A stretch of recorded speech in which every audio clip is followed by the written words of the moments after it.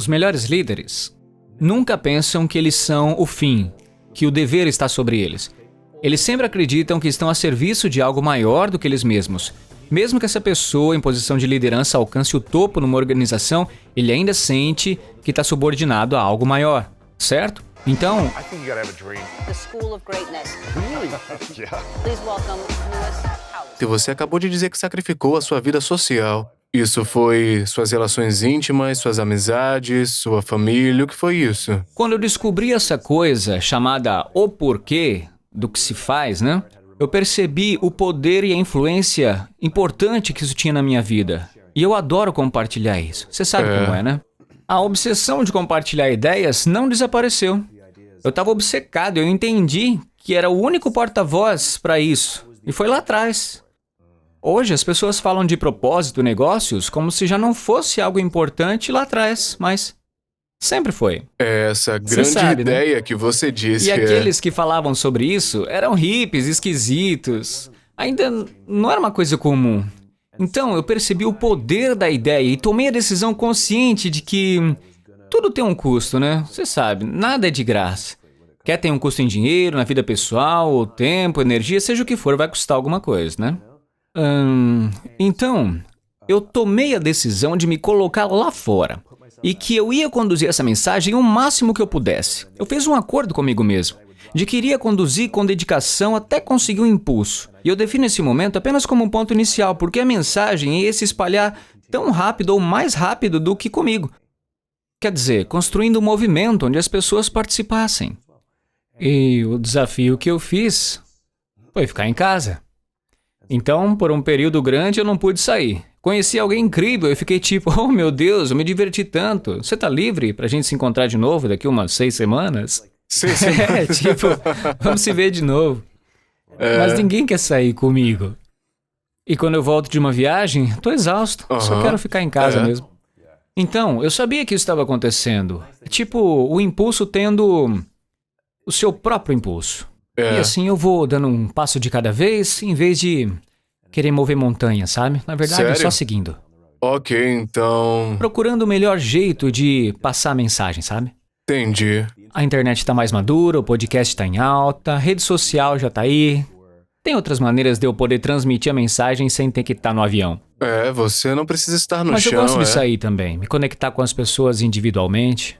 Você é muito talentoso no que faz. Eu já ouvi você falar sobre... Arcanjo é arcanjo que fala já ia estragar tudo. Isso, é arcanjo. Eu vi você lá no Perguntas e Respostas e foi o melhor desempenho de todo o programa e... Você tem uma mensagem incrível quando fala, então é difícil provavelmente ser você e dizer ninguém sabe fazer isso como eu, ninguém tem a experiência que eu tive aprendendo com grandes líderes pra contar a história. É algo como orgulho e preconceito, Acho não? que... Obrigado, mas eu creio que para uma mensagem ter realmente valor, ela tem que ser simples para todo mundo entender, Sim. sabe? Porque se você pode tornar isso simples, significa que alguém vai poder entender. E se alguém pode entender, significa que pode repetir sem que você esteja presente e sem ler as palavras de um livro. Então, o meu objetivo sempre foi, quando eu estou num palco, quando eu estou na câmera, tentar apresentar as ideias que eu tenho de uma maneira simples, que alguém possa entender, interiorizar e depois repetir essas mesmas ideias simplesmente usando as suas próprias palavras. E foi muito gentil o que você disse, mas eu acho que seria um movimento muito fraco se só eu estivesse dizendo essas coisas. Com certeza. Sabe? E assim... Então, qual a importância do mensageiro pra mensagem? Bom, eu acho que o mensageiro é importante, claro, mas uma mensagem deve ser maior que o mensageiro. Caso contrário, qualquer mensagem morreria com o mensageiro. Os direitos civis teriam terminado quando Martin Luther King foi assassinado. Mas claramente não foi, porque a mensagem era maior que o mensageiro. Então a gente olha para o mensageiro para se inspirar, né? Para ter um destino apontado assim no futuro, uma visão idealizada, né? Do que pode ser realizado. E a gente toma essa visão como nossa e nós vamos nos dedicando esforços e energias para quê? Para ir construindo, chegando nessa realidade. Algo que você se arrependa na última década, já que você está construindo o movimento e a dinâmica do movimento com a vida pessoal? Ah, claro. Eu acho que sim. Algo que queira compartilhar? Olha, tem. Certeza. onde poderiam dizer que poderia ter sido um grande relacionamento, uma grande amizade ou... Mas tem as pessoas com quem eu realmente me conectei, né? Os meus amigos de verdade, que me acompanharam em tudo e tal. E mesmo hoje em dia, sabe? Tem gente que vem e fala, pô, meu, você nunca sai. Mas quem tem um propósito sabe como que é. Então, você sabe. Sim. Acho que é tipo isso. Então, olha, a gente arranja tempo pro que quer, É. né? E é claro que alguma coisa eu lamento, mas não é um arrependimento. É claro que tem coisas que eu perdi. Então, eu fiz uma escolha e eu tô muito feliz com essa escolha. E mantenho a escolha não apenas porque tive a oportunidade, a incrível experiência de divulgar essa mensagem e ver ela crescer e se tornar maior do que eu, tendo a oportunidade de viver uma vida surreal por causa disso. Foi para um outro lado, demais. E não dá pra comparar porque são coisas diferentes, Pois é. sabe? Quem tem cabelo enrolado quer cabelo liso e vice-versa. Pelo não menos uma vez. Eu conheço pessoas que têm estabilidade na vida doméstica e aí elas olham pra mim e falam, nossa, eu gostaria de ter isso que esse cara tem. Mas olha, eu tô pulando por todo lado e eu adoro isso. É a vida que eu curto. Então eu não usaria a palavra arrependimento. Mas havia um preço e um Há um custo. preço, um custo e eu tive o prazer de pagar por isso. Isso é Isso é interessante, bom. é curioso. Sabe Robert Greene? O autor de 40 Leis do Poder, Arte da Sim, é verdade. Sedução e Conheço o livro. todos esses livros. Ele veio aqui, quando foi, Tiffany? 6 meses, 1 ano atrás? E seu último livro, eu esqueci o nome do livro, ele deve estar por aqui em algum lugar, mas ele veio, ele esteve aqui e ele teve um derrame logo antes do livro sair. Então ele chegou aqui 1 mês depois do derrame e tinha uma pessoa ajudando ele levou 15 minutos para sair da porta até aqui. E metade do corpo dele estava paralisado. E ele estava sentado aqui, mal conseguia se mover e estava muito lento. E eu falei para ele me disse na verdade que demorou 4 anos para escrever o livro. E aí eu perguntei para ele, você acha que esse livro foi a causa desse derrame? E ele disse, sim, é porque eu fiquei obcecado pela mensagem. E eu falei, você se arrepende de ter lançado esse livro e ter colocado tanto de você nisso? Você faria isso de outra maneira, sem o derrame? E ele disse, não teria conseguido de outra maneira, eu estou disposto a sacrificar isso pela mensagem. Eu achei que eu não iria tão longe por isso. Dá pra você pisar um pouco no freio, dar um passinho pra trás, só um pouquinho. Sim, eu admiro. Mas ele disse, eu vou me atar a esse trabalho, isso é muito importante pra mim, essa mensagem. Eu entendo. Quando eu escrevi Leaders at Last, cara, aquele livro foi um negócio tenso. E as noites e os fins de semana era uma loucura, sabe? Aquilo acabou virando assim, tipo uma obsessão. Tinha sempre alguma ideia saltando na minha cabeça. E aí eu fazia o seguinte.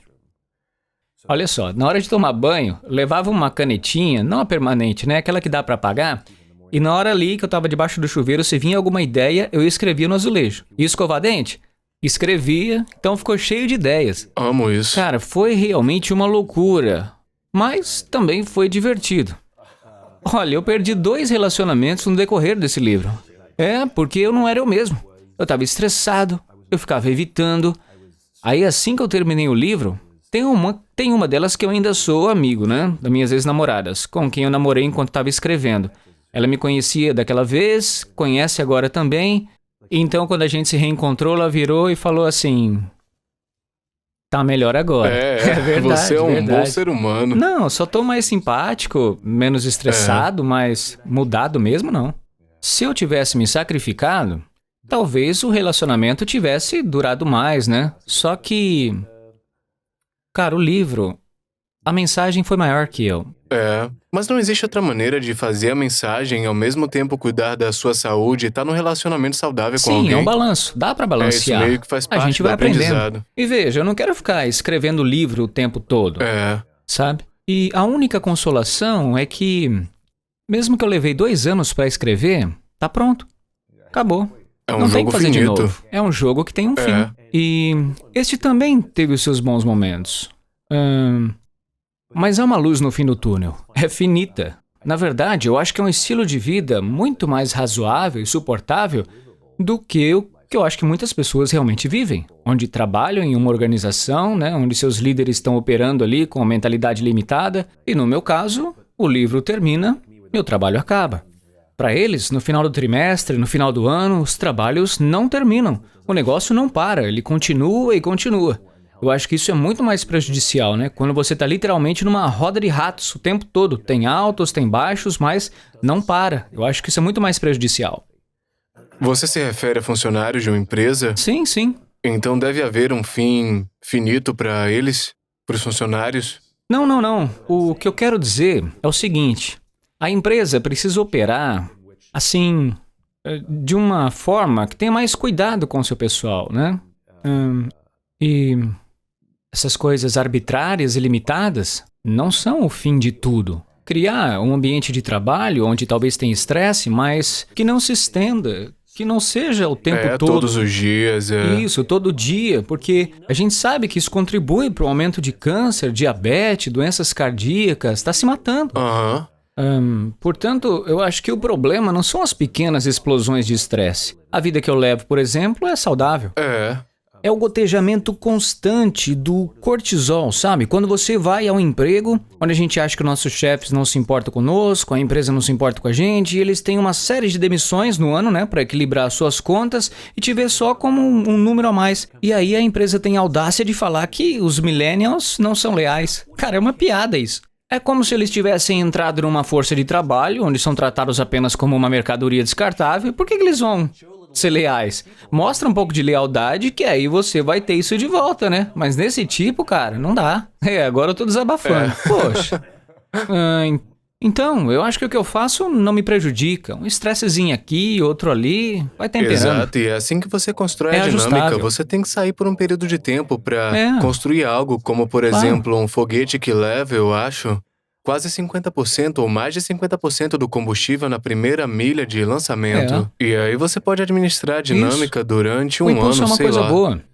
Sair do zero e começar a se movimentar é demais, cara. É inacreditável. Só de levantar e ir até a academia, cara, é mais Muito difícil do que o difícil, treino todo que você vai fazer muito depois. Difícil. Levantar e calçar o tênis. Você tem falado um pouco a respeito de uma indústria que gira em torno do equilíbrio entre trabalho e vida pessoal. Como se houvesse uma indústria gigantesca que está tentando ensinar isso e ajudar as pessoas como lidar com o equilíbrio entre trabalho e vida pessoal. Eles estão tratando falhando, apenas dos né? sintomas, né? Sabe? É como as outras coisas que acontecem na nossa vida, né? Tipo, você compra um tênis de corrida. Quando é novo, ele aperta, né? Sabe? Eles têm aquelas palmilhas grossas, né, no calcanhar, porque as pessoas não sabem correr direito. Então a gente pisa no calcanhar, o que é ruim para as articulações, sem imaginar que o nosso joelho deve estar meio esticado assim um pouquinho, né? A gente descansa o pé e mantém o joelho meio flexionado, sabe? Sim. Então, em vez de ensinar as pessoas a correrem, o que a gente faz é apenas um tênis de corrida com a palmilha mais grossa, tratando o sintoma em vez de tratar a causa, né?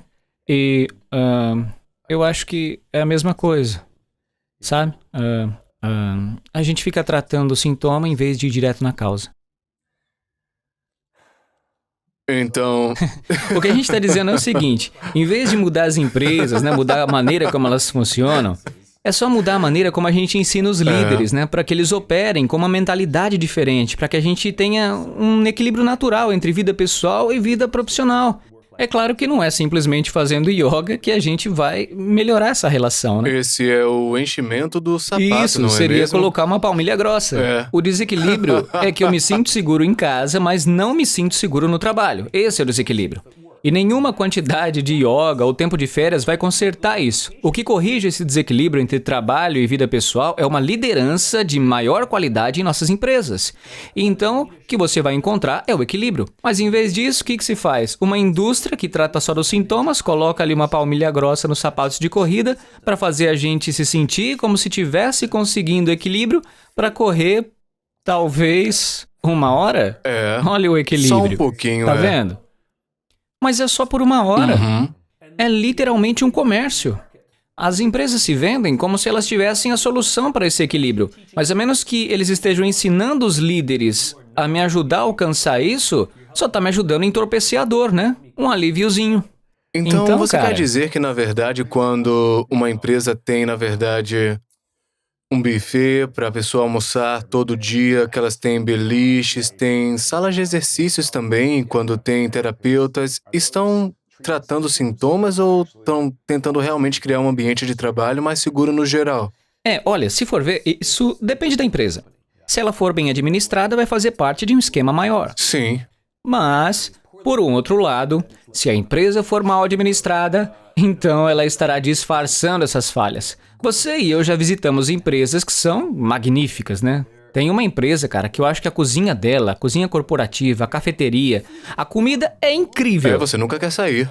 Mas é incrível para visitantes, Inacreditável. né? Se apaixonam. Eu não conheço ninguém que recuse uma oferta de trabalho de um outro lugar porque a comida ali onde ela tá é boa. Não existe. Mas eu conheço muitas pessoas que recusaram trabalhar em outro lugar porque ali onde ela tá, ela ama. Ela gosta do seu chefe, ela se sente parte de algo maior. É verdade que o escritório lá pode ser melhor, a comida lá pode ser melhor, mas o que ela faz? Ela quer ficar ali. E talvez conseguir mais tempo livre, alguma Tanto coisa faz. assim. O importante é a emoção boa que ela tem ali. Interessante. Estar ali é importante pra ela. É claro, essas coisas são legais. Eu não vou dizer que essas coisas não são legais, mas não é isso que vai tornar a pessoa leal, né? Não é essas coisas que vai fazer a pessoa se sentir pertencente a algo maior que elas. É só uma coisa bem legal. Então você acha que é responsabilidade de uma pessoa para um líder de uma empresa criar essa sensação de segurança, sensação de que algo maior está acontecendo aqui e aquela sensação de que... Tipo uma segurança psicológica? Eu simplesmente quero fazer parte dessa marca, eu quero fazer parte dessa missão porque é algo maior do que eu, mesmo que talvez em outro lugar tenha melhores oportunidades para comida, para uma academia, essas coisas. Isso é responsabilidade de uma pessoa na equipe? Ou isso é de toda a equipe executiva, responsabilidade de todo mundo criar esse lugar? É mais eficiente quando vem do topo. Mas é responsabilidade de todos. Liderar é ter cuidado com quem está ao nosso redor, não só um cargo.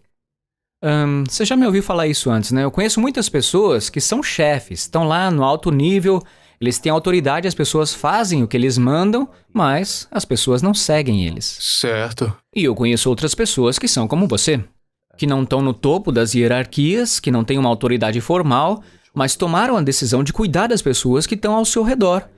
E aí a gente confia, né? A gente segue essa pessoa em qualquer lugar. Em outras palavras, a liderança ela pode vir de qualquer lugar numa empresa. Sim, a gente tem o direito de exigir melhores líderes, mas se a gente não fizer, desistir não é a única opção, nem ficar reclamando. A gente pode se empenhar para ser aquele líder que a gente deseja ter. Uau. Entendeu? Qualquer pessoa, em qualquer nível, pode se tornar um estudante de liderança. Qualquer pessoa, em qualquer nível, pode escolher cuidar daquela pessoa que está ao lado, trabalhar para ver ela se levantar, se tornar a melhor versão dela mesma. Ela vai aparecer para trabalhar inspirada, vai para casa se sentindo bem, confiante. Graças a quem? Graças ao nosso cuidado. E mesmo que a empresa não funcione direito, é como uma mina de carvão. Tem bolsões de diamante ali, é só procurar. Se tiver o suficiente disso, o poder vai para as mãos daqueles que não têm o poder. É irônico, né? Porque, no fundo, o poder pertence ao povo. Claro. A verdadeira autoridade pertence ao povo. E é por isso que os ditadores se engajam no domínio de uma máfia para dar a aparência de que eles são populares. Ou eles realizam as eleições falsas para dar a aparência de que têm um mandato. Os ditadores fazem isso, não fazem? Porque se o povo não tivesse poder, os ditadores não iam ter que fazer guerra contra eles. Certo. Não é? Ditadores têm medo do povo. Porque o povo tem o poder. Em qualquer população, em qualquer organização. E o que mantém os ditadores, os maus líderes e autoridades no poder é manter o povo dividido. Porque se você pode criar desconfiança entre os vizinhos, então o povo nunca poderá se unir e nunca poderá depor o líder. Por isso que se você olhar para qualquer ditadura que já existiu, existem sistemas. Olha a Alemanha Oriental durante a Guerra Fria. A gente não sabia quem é que estava nos denunciando, então todo mundo ficava alerta, ninguém confiava em ninguém. Os vizinhos não confiavam nos vizinhos. E com isso, os ditadores faziam o que queriam. Acontece que quando o povo se reúne, não é o Congresso que se levanta um dia e decide sobre a lei dos direitos civis. Essa é uma ideia muito boa. Foram milhares e milhares de pessoas marchando num protesto pacífico, que colocaram uma pressão incrível. uma pressão em cima do sistema para que ele mudasse. E tudo o que aconteceu no mundo, onde teve uma revolução ou uma evolução, foi assim. Aham. As pessoas sempre têm o poder, e nos negócios também, elas têm o poder. Então, se existe demissões em massa numa base anual e ali é criada uma competição interna, o que está acontecendo é que uma pessoa vai ficar contra a outra, especialmente num sistema onde se incentiva com base no desempenho individual. Aí nessa organização de venda, por exemplo, se tudo que eu faço é para minha comissão, para que eu vou ajudar os Certo. outros? Que se danem. É. Não é? Uhum. Se você mantém as pessoas divididas, segue do jeito que tá. Mas se as pessoas se juntam, acontece coisa boa. Então, é por isso que eu quero estar junto com as pessoas que acreditam que existe uma maneira melhor de construir um ambiente corporativo. Quero estar junto com aqueles que acreditam que dá sim para falar, eu amo meu trabalho, por direito. Que não seja um privilégio para poucos sortudos que no fim do dia vão para casa e falam, eu amo meu trabalho. Não é tipo uma loteria, onde você pergunta para a pessoa, você gosta de trabalhar? Ela fala, eu amo. Aí você vira e fala, pô, você tem sorte. Como quem não ganhou nada nesse jogo. Entendeu? Não é sorte. Nós temos direito. É nosso direito dado por Deus de gostar de trabalhar. Porque eu acho que os seres humanos não são animais tribais e todos nós queremos nos sentir inspirados. Todos queremos sentir que fazemos parte de algo maior do que nós mesmos. Todos queremos ter algum tipo de segurança física e psicológica, seja em casa ou no trabalho. Tememos a guerra, tememos o crime, e a gente quer se sentir seguro em casa. Queremos essa sensação no fim do dia. Todo ser humano no planeta quer poder sustentar a si mesmo e a sua família. Existe uma nobreza no trabalho. Sabe? A caridade não funciona. Destrói o ego humano, né? Existe uma dignidade em poder fazer um dia de trabalho duro e receber um salário. E quando eu me dou muito bem, alguém chega e diz, olha, bom trabalho, aqui vai um pequeno extra porque você é um membro valioso para nós e a gente quer ter certeza de que estamos te incentivando o que você faz porque você cuida de algo que é maior do que você mesmo. Antes de empregos corporativos existirem, Sim. o que as pessoas faziam? As pessoas, elas se sentiam bem? Elas sentiam que todas elas trabalhavam por conta própria ou... Não. Elas estavam fazendo o seu próprio ofício, coisas em famílias, como uma tribo? O que O que acontecia estava lá? acontecendo é que os seres humanos, o Homo sapiens, está nesse planeta há cerca de 50 mil anos. E durante 40 mil desses 50 mil anos, literalmente 4/5 do tempo nesse planeta, vivemos em populações que nunca foram maiores que 150 pessoas. Não tinham um em cima do outro, era comunidade. E a forma como sobrevivemos nesses tempos perigosos foi que olhávamos uns pelos outros. Nós contribuímos. Algumas pessoas construíam casas, algumas pessoas caçavam, outras faziam comida e cuidavam das crianças. Era família. E a riqueza era distribuída. Tem evidências de que eles encontraram nas escavações antropológicas os melhores cortes de carne, né? E aí a gente pensaria que iria para todos os alfas da tribo, porque é o mais forte, que pode escolher primeiro o alimento. Os melhores cortes de carne, você pode dizer isso pelos ossos, foram realmente distribuídos entre a tribo. Em outras palavras, os alfas, os líderes, sim, eles tinham o direito de comer primeiro. É assim que nós somos, animais hierárquicos. Ninguém vê problema com uma pessoa mais velha e não despreza a ideia de que um veterano ganhe mais dinheiro, né, numa empresa. Para nós é natural ver um idoso conseguir subir na vida. Ninguém tem problema, por exemplo, com uma celebridade Fazendo mais grana e... que consegue uma mesa num restaurante onde a pois é. gente tem uma reserva. Tá beleza. E vai indo. É por isso que todos nós tentamos melhorar a posição na sociedade fazendo alguma coisa, né? A gente espera que você faça de uma boa maneira, não só se tornando famoso na internet, ganhando fama, sem fazer nada pra ninguém. Aí é outra coisa.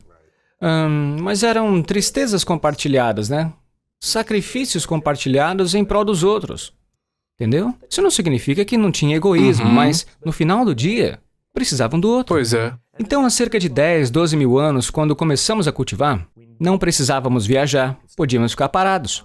E também conseguimos sustentar populações muito maiores do que cerca de 150, porque pudemos acumular recursos. Isso também permitiu o surgimento de classes dominantes, inteligência, essas coisas. Você podia ter um grupo inteiro de pessoas que não caçavam, não se reuniam.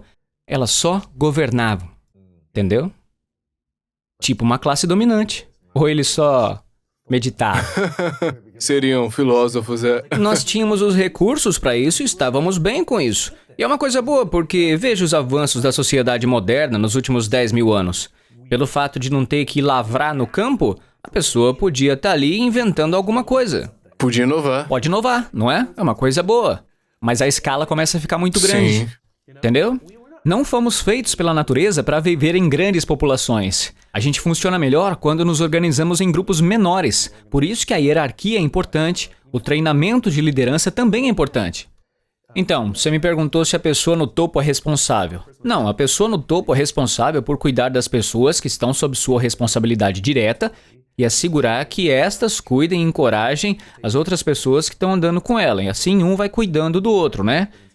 Fazendo com que aqueles que estão na linha de frente, que são realmente os que fazem o trabalho duro, se sintam cuidados e felizes em estar contribuindo. Tem um fuzileiro que eu conheço, que é o general da Marinha.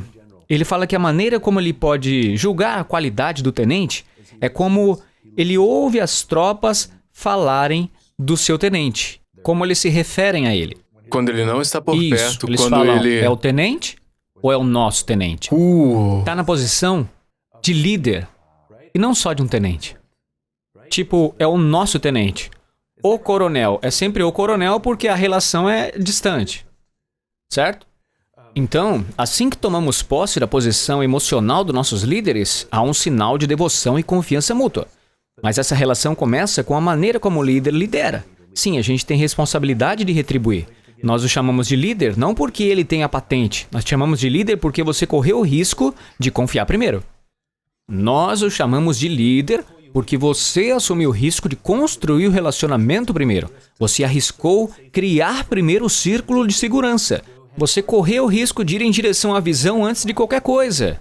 Porque você teve coragem de assumir o risco. Liderou dando a cara a tapa. Não tem nada a ver com patente. Pro desconhecido. Pro desconhecido, seja ele qual for.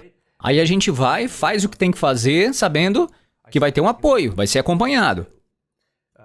Falando nisso, você sempre faz isso comigo quando a gente se encontra, né? Você dá aquele tio, tio. Então, os melhores líderes são os melhores seguidores. Em que sentido? Os melhores líderes nunca pensam que eles são o fim, que o dever está sobre eles. Eles sempre acreditam que estão a serviço de algo maior do que eles mesmos. Mesmo que essa pessoa em posição de liderança alcance o topo numa organização, ele ainda sente que está subordinado a algo maior, certo? Então, o Papa, ele ainda pensa que está a serviço de algo maior do que ele mesmo. Um CEO de uma organização visionária sente que ainda está subordinado a seguir uma visão maior do que ele mesmo. Assim, o melhor líder é, na verdade, o melhor seguidor. Mesmo que esteja nos níveis mais altos de uma organização, eles ainda estão servindo. É verdade, pode não ser uma pessoa, mas uma causa, Uma missão, ideia, uma Deus, visão, alguma coisa seja assim. lá o que for, ainda tem algo ao qual eles servem, se dedicam, que estão servindo. Então, tem essa coisa de ser seguidor.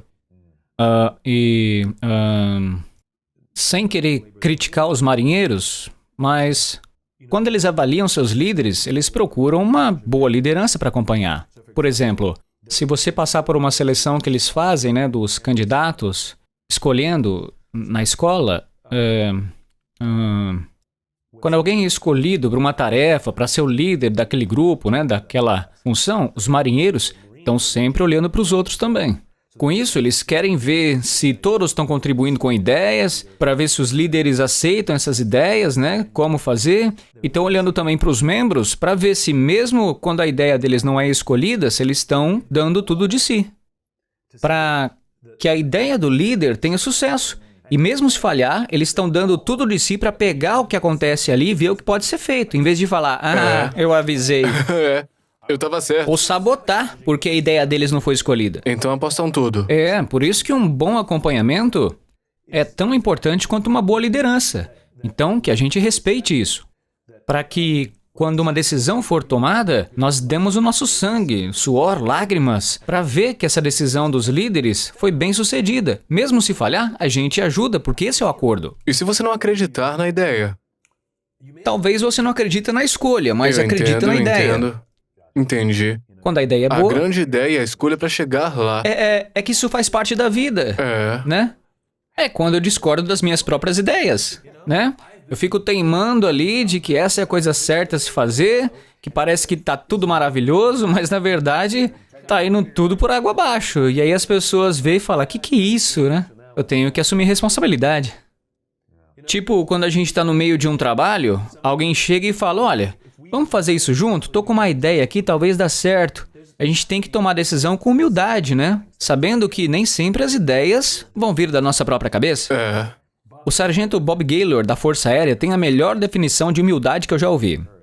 Ele falou, não confunda humildade com passividade.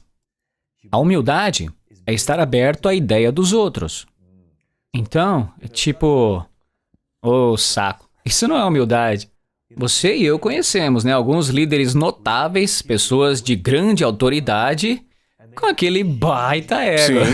né? Eles sabem que são bons. Eles não ficam constrangidos em falar isso. Mas quando alguém fala que tem uma ideia, eles se curvam como crianças e falam, vamos ouvir. Tô vendo umas fotos aqui na sua parede de umas pessoas que eu conheço. Elas são curiosas por ideias. E mesmo que elas sejam incrivelmente realizadas, se você tem algo para compartilhar com eles, eles querem falar sobre isso. Eles querem ouvir. Isso é humildade para mim. Sabe? Então, não é ficar dizendo, que isso, não foi nada. A autoconfiança é uma coisa boa. Acreditar que você é melhor que os outros, que não é. É, isso é bom. Pensar que você é bom é saudável. Mas pensar que você é melhor que os outros, não. Humildade não é você ficar pensando que não é bom, E como é que você... sem se colocar para baixo. Como você desenvolve a sua autoconfiança? A gente tá um pouco desviado, mas é um tema que me apaixona no momento. Eu acho que duvidar de si mesmo é um dos maiores assassinos do sonho de qualquer pessoa. É. Então, como desenvolver autoconfiança? E como mantê-la através das mudanças, das tensões e das incertezas que aparecem no caminho? Sim. Uma vez que quando você chega num certo nível, tem mais incerteza. Entendi. Então, eu acho irônico chamar isso de autoconfiança. Porque eu acho que não é algo que vem de dentro. Eu acho que a autoconfiança vem de fora. E essa é a maneira errada de fazer isso, ou você acha que é de onde vem no geral? Eu acho que o nome desse negócio é que confunde um pouco. Se falar construa autoconfiança, é como dizer olha para dentro. Busca aí dentro de si. Mas quer saber? Eu acho que é uma falsa direção. Crianças não nascem com autoconfiança. Isso é construído neles. Pela sua família, pelos seus amigos, seus professores. Onde eles são recompensados quando se dão bem e empurrados quando falham. Para fazer melhor. Eu acho que é isso. A gente sabe que dizer que as crianças são ótimas o tempo todo não produz autoconfiança. Na verdade, faz o contrário. Né? Por experiência própria, eu acho que eu posso dizer que a minha autoconfiança vem 100% dos relacionamentos que eu tenho. Não é uma força interior profunda. Sabe? Um trapezista famoso não vai tentar logo na primeira vez fazer um número sem uma rede de proteção. Então, são as pessoas da minha vida. É quando eu divido alguma coisa de mim mesmo. Quando alguém diz, você consegue. Quando alguém diz, acredita em você. Ou te fala, não importa o que aconteça, conseguindo ou não, eu tô do teu lado. É aí que você vai ter confiança pra fazer coisa difícil. Uau! Certo? Eu não tô sempre com a carga total. Eu não tô sempre... Entendeu? Isso pra mim é cena. Eu não sei se é autoconfiança. Então, sabe? Ficar aí se arriscando, pra mim não é sinal de autoconfiança. Entendeu? Saltar de um avião e saltar de um avião com paraquedas é diferente, não é? É verdade, é. Pra mim, a autoconfiança é ponderada. E deve ter um grau de dúvida. Eu acho que autoconfiança mesmo é acreditar em si, acreditar numa causa. Tipo, eu não poderia fazer essas coisas que eu faço, eu não teria tido forças pra fazer esses sacrifícios que eu fiz, ou pra continuar acordando todos os dias, dirigindo pra espalhar essa mensagem, por mim mesmo. Então, quando falamos em construir autoconfiança, eu acho que o erro é olhar pra dentro. Eu acho que, na verdade, quando a gente tenta construir autoconfiança, a gente deve olhar pros amigos, pras relações. E quando eu procuro construir a minha autoconfiança, a questão é, quem que eu devo cuidar ao meu redor? Sabe? A gente constrói autoconfiança ajudando os outros a ter também. Construiremos nossa confiança com um ato de serviço. Eu vou te contar agora uma história real. Eu adoro fazer experiências com minha própria vida. Eu também, Eu tinha uns adoro. pensamentos doidos. Falei, não, vamos tentar. Eu tenho uma super amiga que tá comigo em todos os momentos. Mesmo, ela é uma das responsáveis por eu ser quem eu sou hoje. A minha autoconfiança, em grande parte, é por causa dela. Ela faz parte de um pequeno grupo de pessoas que eu olho e falo, são meus amigos. Ela estava lutando seriamente. Deixa eu contar primeiro, né? A gente decidiu que ela estava numa luta, sabe? Tava ali batalhando com as coisas difíceis, dificuldades da vida. Sua carreira não estava indo bem, seu relacionamento pessoal também não estava legal. Muita dificuldade. E faltava confiança. Tava faltando confiança. E a gente se reunia com certa frequência. Eu procurava aconselhar, sabe? Ela ficava bem naquele momento ali, mas depois acabava voltando àquele outro estado. A gente se encontrava de novo para treinar, ela ficava melhor, só que depois caía de novo. Até então não estava dando para perceber uma mudança profunda. Aí eu tive uma ideia maluca. Eu fui até ela e falei, preciso da sua ajuda. Eu falei, tô com problemas. Eu não tenho um treinador que eu amo e em quem eu confio. Você me conhece há anos e eu confio em você. Eu me sinto muito confiante quando eu tô com você. Você poderia elaborar um programa para me treinar? Você é boa nisso. E não foi uma troca, tipo, eu te treino e você me treina. Eu só falei, tô precisando da sua ajuda porque eu tô com problemas. Era legítimo, não era como se eu estivesse inventando essas coisas. Era de verdade, eu poderia usar as coisas que ela me ensinasse. E algo aconteceu. Passando algumas semanas, não foi nem meses, foi questão de semanas, ela começou a ganhar muito mais confiança. A sua carreira começou a caminhar numa direção melhor, seu relacionamento se fortaleceu. E quanto mais ela estava ao meu serviço, mais ela mesma cresceu.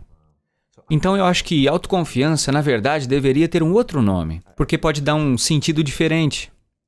A maneira de construir confiança, tipo, confiança com alguém. Interessante. Então, eu não tenho a ideia de Isso como é a etimologia Bem da palavra interessante. confiança. Só inventei um negócio aqui. É como se esse com fosse confiar. Vamos pensar nisso então, porque fidelidade é algo que tem a ver com verdade. Então, confiar, quando a gente vai procurar a etimologia, né, quando a gente vai ver o que significa, é confiar em duas pessoas, como uma conspiração, como um sussurro duplo. É isso que é conspiração, um sussurro duplo. Então, a confiança é uma dupla fidelidade. Certo. Olha só, vamos ver se o sentido que a palavra tem hoje corresponde à etimologia dela. Vamos ver. Acho que a gente vai encontrar alguma coisa interessante aí. Olha, vem do inglês antigo, traduções seguras, origem, significado. Vamos lá. Dicionários online. Eu amo isso. De onde vem a palavra? Tem a ver com confiança ou verdade, mas onde é que está o negócio certo? Eu não vou ficar perdendo o tempo da galera aqui, mas vem de confidere. Fidere é tipo confiar. Confiar em si mesmo, em E o outras com? pessoas. O que é com? Vamos ver. É junto. Junto com a verdade. Uau. Podia ser confiar em você mesmo Esse ou é em meu outro. ponto de vista. Eu acho que é tipo uma conspiração, né? Porque uma conspiração tem que ter inspiração de dois. Não dá pra fazer sozinho. É um mais o outro.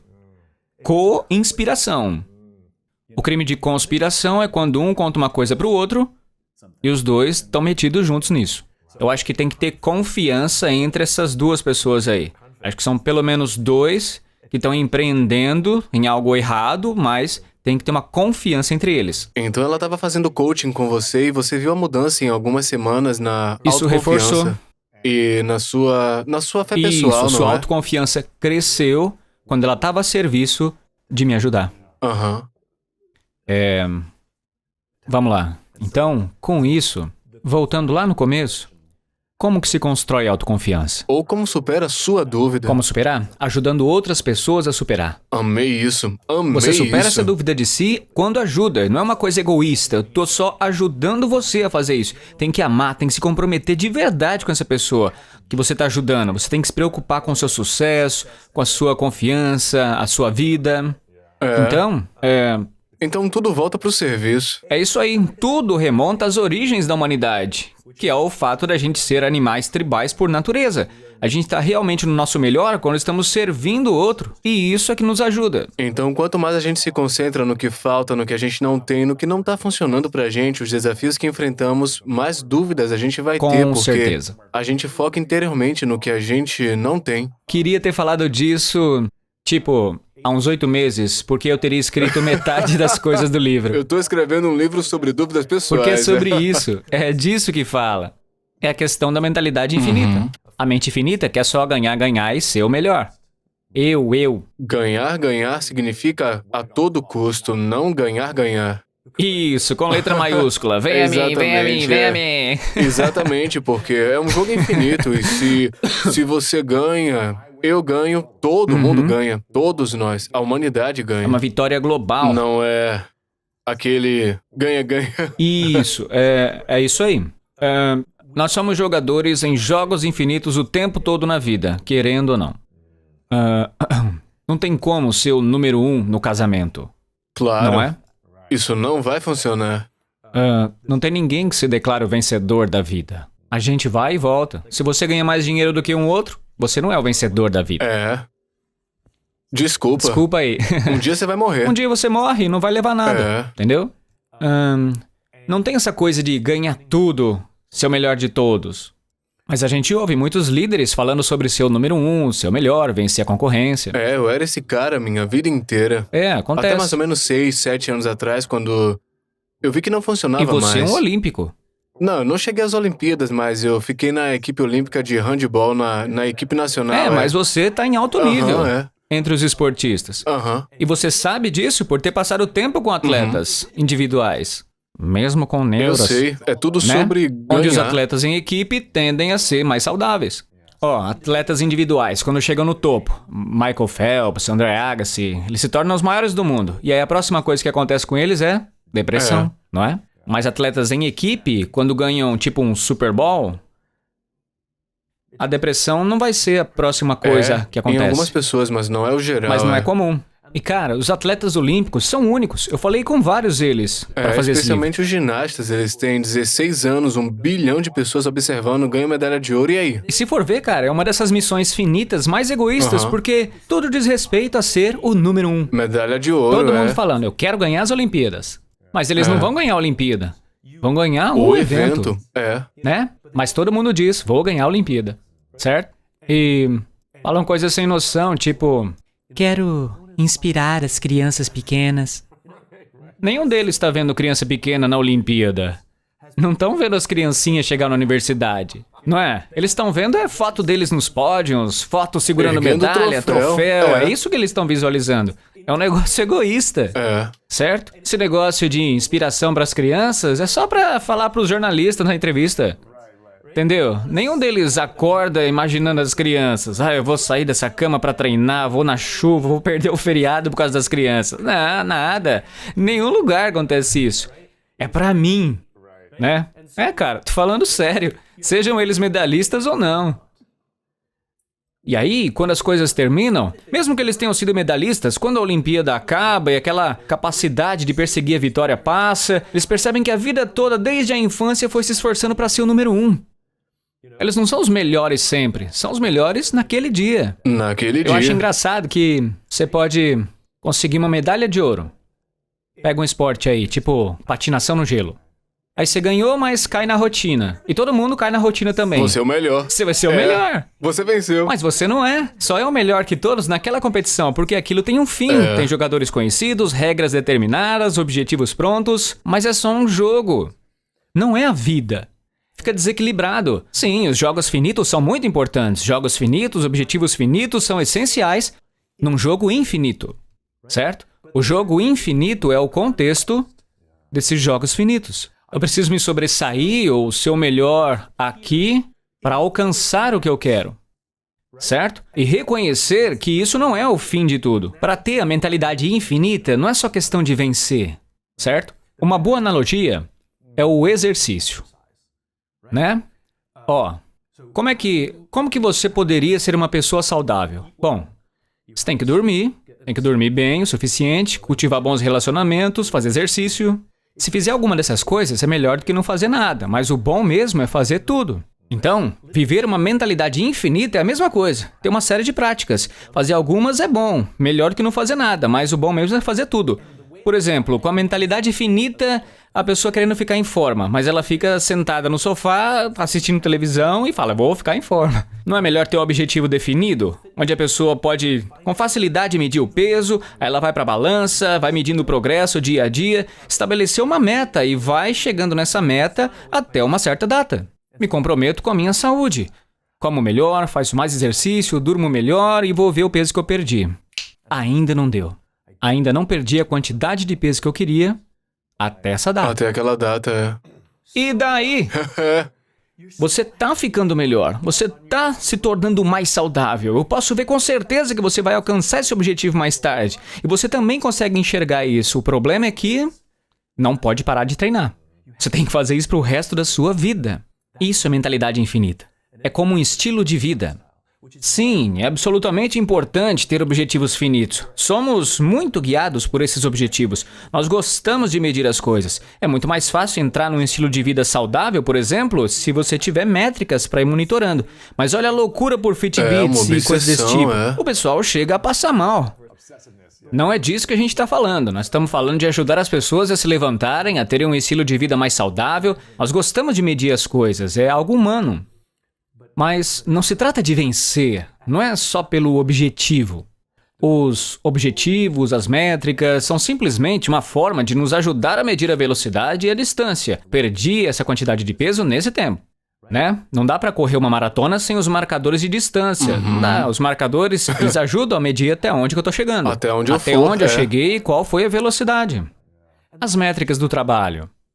Elas ajudam a gente a medir até onde nós estamos indo e quão rápido a gente vai para algo que talvez fosse irrealizável, né? É o contexto de um jogo infinito. Pode ser que a gente se castigue por não ter atingido o objetivo até certa data. Mas e aí, estamos construindo uma organização saudável? Eu preferiria que as organizações fizessem as coisas certas para construir saúde mesmo sem cumprir a data. Eu gosto da história do Gary Ridge, da WD-40, que é uma empresa pública. É uma grande empresa. É uma empresa que tem um tamanho considerável, né? Gigantesca. Basicamente tipo isso. do tamanho da Grécia. Não é? Um lubrificante muito sofisticado, feito pro programa espacial. Mas, lembra que a gente falou dos mimos para visitantes e tal? Então, esse pessoal acabou de mudar para um novo escritório. E o antigo era um lixo. Sério? Mas o moral tá lá em cima. Por quê? As pessoas adoram. Não era escritório, era o povo. Não é sobre escritório, é sobre pessoas. Agora eles têm um baita escritório, mas ainda é sobre as pessoas. Por isso que eu falei, é a comida. Bom, depende da empresa. Bom, eu tava em uma das ligações que esse dono da WD faz, né, de trimestre em trimestre, e o seu analista falou pra ele, você perdeu os números.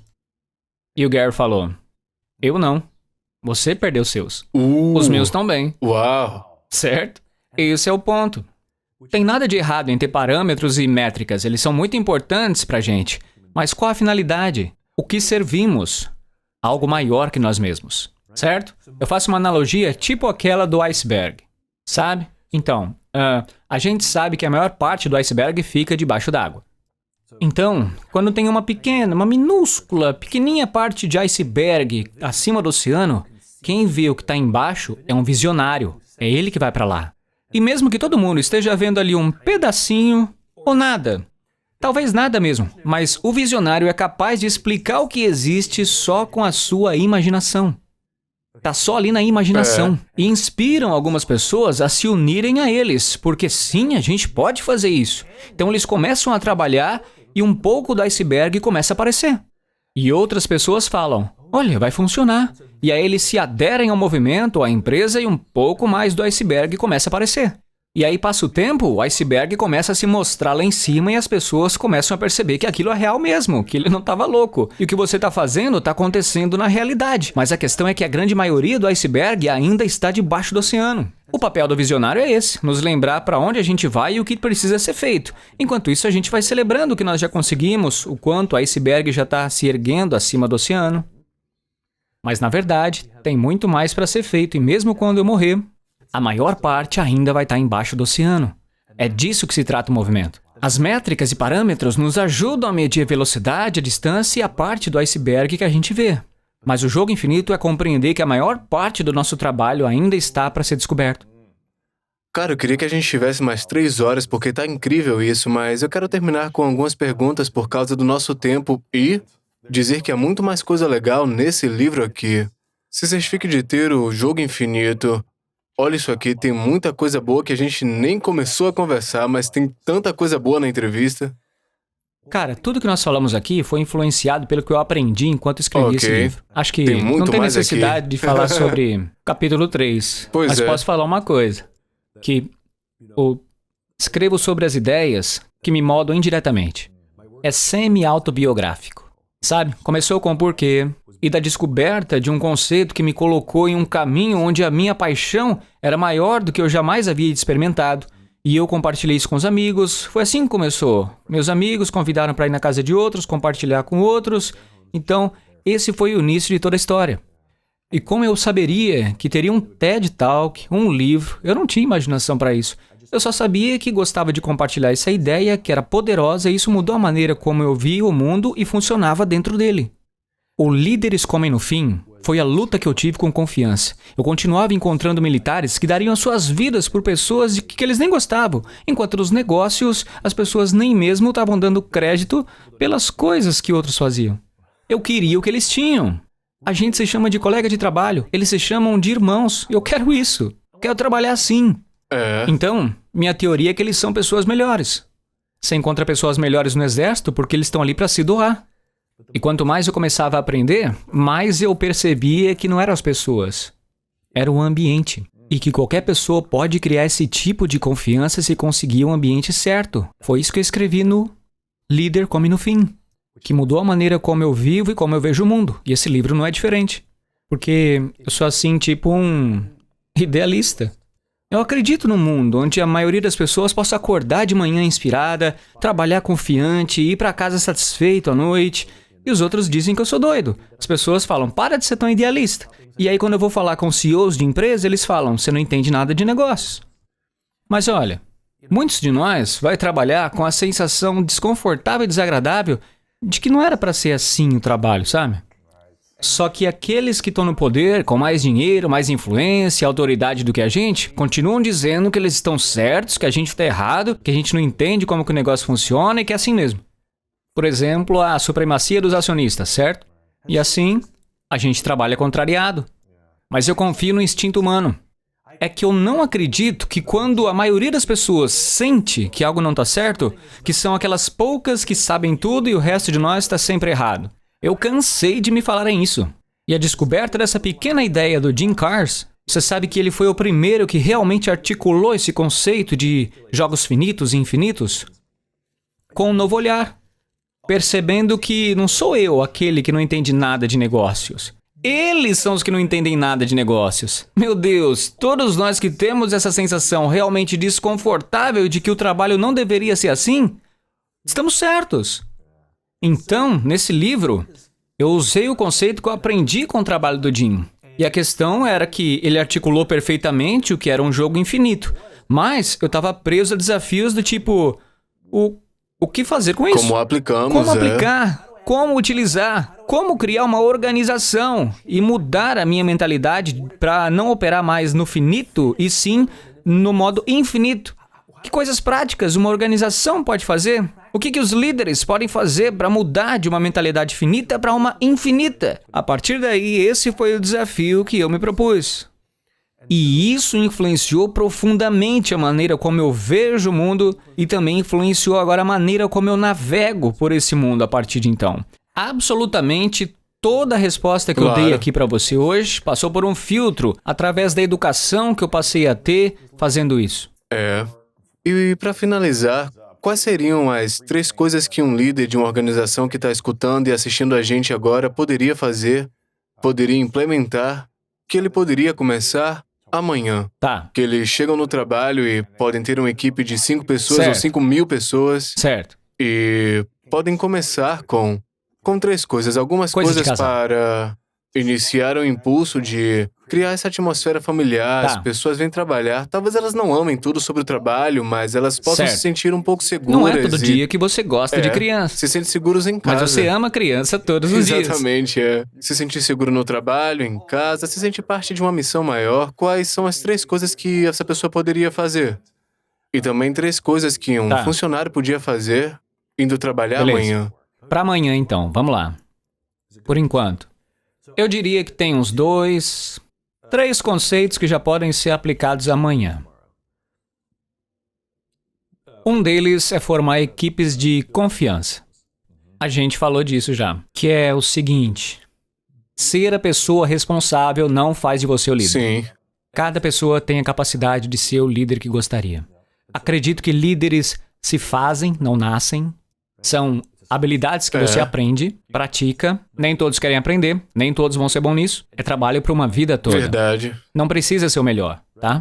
Então, para as pessoas que querem ser o líder que gostariam de ter, precisa estudar liderança, ler livro, assistir palestra, conversar sobre isso, como eu e você. A gente fala quando tá longe das câmeras, né? O tempo todo. Toda hora, né? Realmente interessados no assunto. E quando a gente sai com a galera, É disso que a gente fala. é disso que a gente tá falando toda hora, Exato. né? Então, eu converso com pequenas empresas e elas falam que não tem orçamento pra treinar os líderes. Aham. Pô, mas dá pra comprar um livro? Dá um Ouvir livro. podcasts, ouvir Faz um vídeos, clubinho. Uma vez por semana ali, na hora do almoço. Fala do capítulo que estão lendo no livro. Ou de algum artigo. Ou de uma palestra. Um podcast. Passa pro pessoal a tarefa de observar alguma coisa por uns 15 minutos e na sexta falar disso no almoço. Pronto, você tem um programa de desenvolvimento de liderança. E não coloca ninguém pra dirigir. Peça para as pessoas que já estão lendo livros, assistindo palestra, ouvindo podcast, para liderar se ela tiver um interesse genuíno. Cada um de nós pode ser o líder que gostaria de ter. Na segunda, se você quiser ser o líder que deseja ter, comece a aprender e estude liderança. Se programa para assistir uma palestra, um podcast, compra um livro novo sobre o assunto. Faz você mesmo. Vai ficar esperando a empresa fazer por você? Sim. Isso pode fazer de você um líder diferenciado já, no meio da galera, na segunda. E o que mais dá para fazer? Uma das coisas com as quais eu lido nesse livro é a mudança de mentalidade. Em vez de ser concorrente, ser rival. Pois tem mais gente no jogo, certo? Um rival no jogo, você tem que vencer. Tá? Mas nesse jogo, não tem isso. Então nós temos que mudar nossa mentalidade, em vez de ter concorrente, que é finito, para ter rivais, que é infinito. Não devemos ter competição interna, mas ter rivais internos é bom. A gente já teve aquela experiência. Alguém na empresa é promovido e a gente fica com raiva. O que se passa dentro de você que fica bravo com o sucesso de outra pessoa? Em geral, eu acho que um rival à altura é aquele cujos pontos fortes revelam as suas fraquezas. A gente pode pegar essa energia e usar contra quem tem espírito competitivo, ou pegar esses sentimentos desconfortáveis e perguntar: onde é que eu posso crescer? Como eu posso me desenvolver? Certo? É a mesma coisa nos negócios. Vou te dar um grande exemplo de rivalidade digna.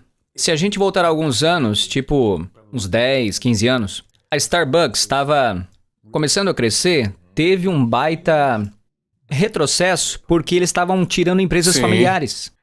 Mas quando a Starbucks se mudou para um bairro, as empresas familiares se saíram melhor. Uau! Várias coisas aconteceram ali. Teve uma espécie de zoom, né, para que se apoiasse em negócios locais, e isso acabou atraindo clientes também. Agora, tinha um problema. Você lembra como que costumavam ser as cafeterias? Um buraquinho sujo com um sofá quebrado, né? E quando a Starbucks se mudou para um bairro, Foi bom. ficou legal. Elevou Então, o nível, né? aqueles que prosperaram foram os que viram a Starbucks não como um concorrente, mas como um rival à altura. A existência da Starbucks revelou as nossas fraquezas e o nível do jogo subiu. Aqueles que faliram são os que se irritaram com a Starbucks ali, mas não mudaram nada na sua. Continuaram com o sofá furado. Ó, vou te dar um outro exemplo. Eu sou intolerante à lactose, por isso eu não coloco leite no café, tá? Tinha uma Starbucks ali, isso é verdade. Aconteceu no começo. Uma empresinha, uma lojinha do outro lado da rua, eu falo, vou apoiar, né? Entro lá, da fila, eu pergunto, você tem leite de soja? Não tem. Não tem. É, Atravesso a rua, vou na Starbucks porque lá tem. isso é tudo. Você faliu porque não melhorou o jogo. É uma rivalidade digna. Uma rivalidade digna é alguém que é realmente bom naquilo, revela as minhas fraquezas pra mim, e aí eu tenho a oportunidade de crescer, de ser melhor no que eu faço. Os taxistas estão processando o Uber. Não só o Uber, né? E eles merecem mesmo ser processados. As empresas de táxi estão brigando por causa do ride sharing. Olha só, um app não tira o seu serviço. Porque você também pode chamar um táxi com aplicativo. Não é o app. É que em algumas cidades, não em todas, o que eu recebo quando eu chamo Uber é melhor. Superior. Eu moro em Nova York, tá? Em geral, Uber, Lyft, Juno tem serviço melhor. Tem uma pessoa legal, um carro legal, versus entrar na traseira de um táxi de Nova York, o que Na verdade, francamente horrível, é uma né? vergonha. Serviço ruim. Então eles podem reclamar sobre o app e processar essas empresas quando poderiam melhorar o jogo, né? A gente vê isso repetidamente. Quando as pessoas reclamam e entram com processos contra um novo concorrente. Mas é porque esse concorrente está revelando uma fraqueza que você poderia melhorar. Essa é a diferença entre rivalidade e concorrência. Nesse tipo de competição, se para ganhar tiver que derrubar, vai derrubar. A rivalidade seria para me levantar? Não importa. Não se trata de ganhar ou perder, mas de melhorar constantemente. A partir de amanhã, encontre rivais à sua altura no trabalho e fora. Com quem você trabalha? Com seus colegas, né? Honestamente, eles são melhores que a gente, Vamos ser franco. Ou eles não são melhores É. líderes, mais inteligentes, melhores no desenvolvimento, no design. Observe. Aprenda. Cresça com eles. Não veja eles como inimigos, mas pessoas que revelam as coisas que a gente precisa melhorar. Mesma coisa as empresas. Quem são as empresas do seu setor? Fora do seu setor? Escolha seus rivais à altura, não importa. Quem é que está fazendo um trabalho melhor do que você? Certo? As companhias aéreas devem olhar para o sudoeste. Vai melhorar o jogo delas. Tá? É.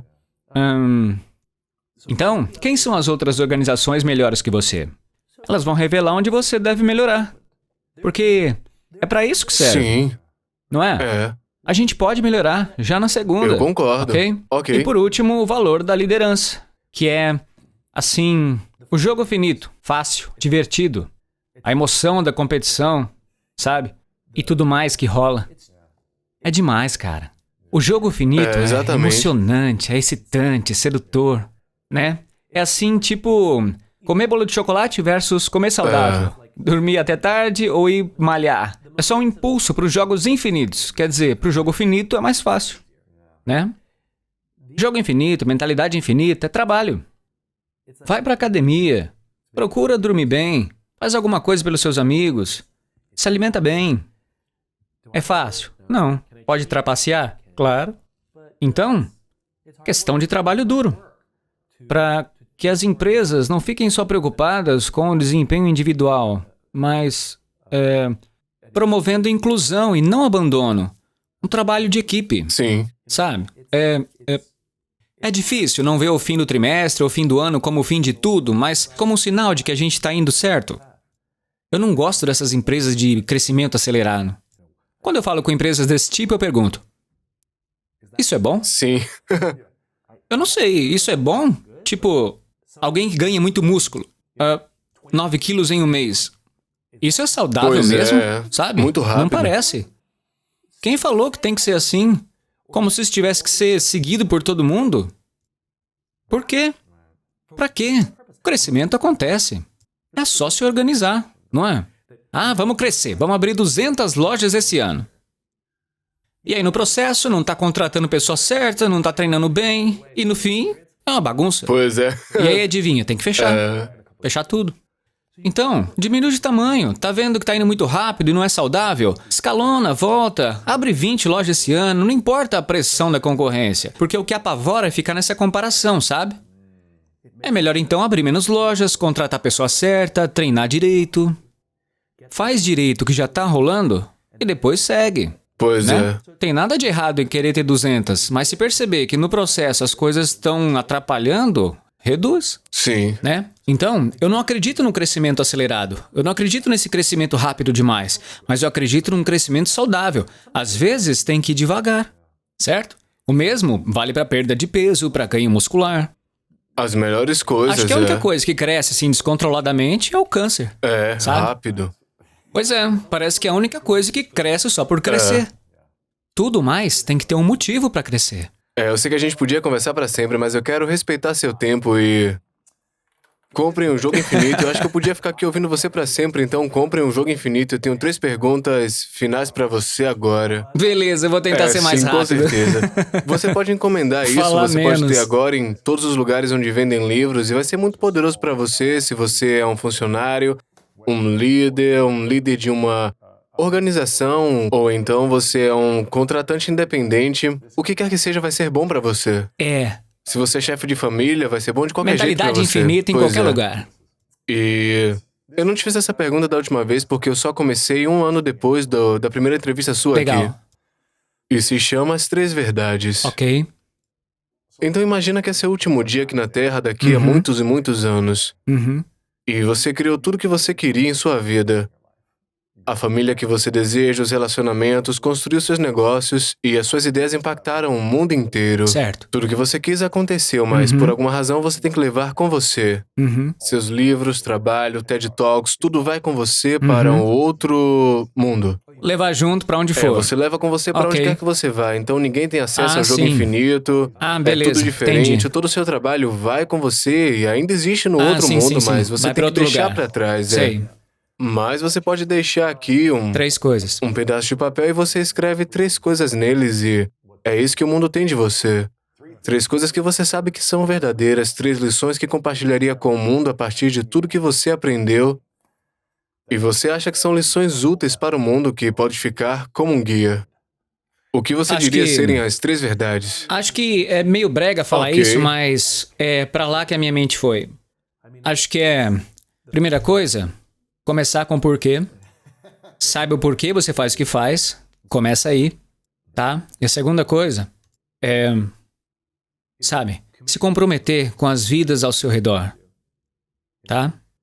E o terceiro se comprometer com uma visão de mundo que talvez na prática você não veja acontecer, mas vai morrer tentando. Sabe? Se dedica, começa com um senso de propósito, cuida de quem está com você e se comprometa a trabalhar por algo que seja maior do que você mesmo.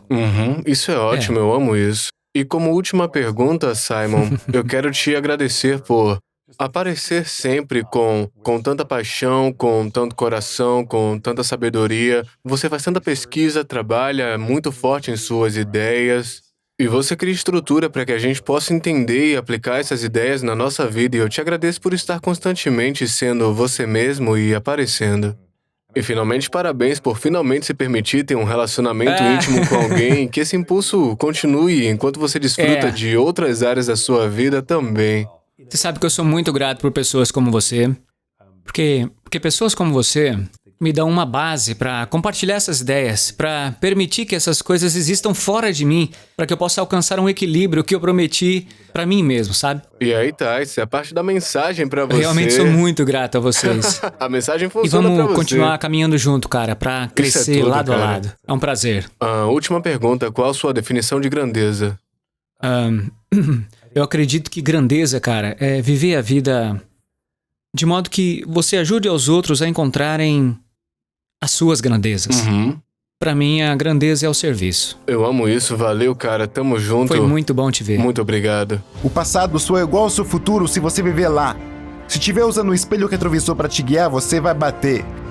Por isso, o que você passou é horrível. O que você passou é injusto. Estou do seu lado, mas se você se agarrar a isso, você não tem futuro. E não tem ninguém a quem culpar senão você mesmo.